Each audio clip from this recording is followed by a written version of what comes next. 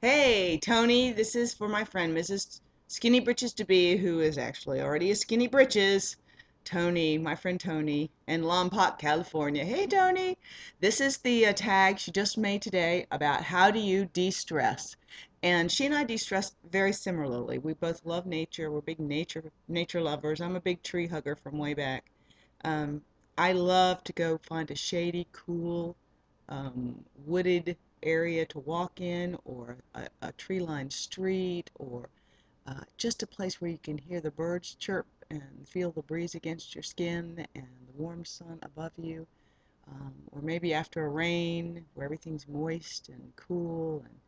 And I like green. I like green. My fantasy of what heaven will be like for me if everyone does get their own little mansion. I want a thatched roof cottage, all out of white, those white limestoney kind of Irish kind of cottages on a green rolling hill with the valley out beyond. That's my fantasy. So that's what I'm hoping my heaven's going to be like. Lots of green and lots of um, cottagey kind of garden flowers and things like that. So that's how I de-stress in the garden, on a walk, communing with nature. Absolutely divine experience when I was in Washington State and went into an old growth forest. And if you live in that part of the world, Pacific Northwest, old growth forests are something else. You've got massive old trees. It's so dark and cool in there, and the moss is just hanging, and the lichen and all the things just growing. It's phenomenal. I love that kind of life. I also like to quiet myself and have a quiet moment somewhere to de-stress, to sit quietly cross-legged, curled up on the sofa, reflecting on something written, whether it's just to quiet myself and to hear the voice of God speak to me, or to reflect over my blessings, or just to clear my mind, or to read scripture, or to read something else that's inspirational. I like to do that too. I do not do that near enough. What is my first instinct?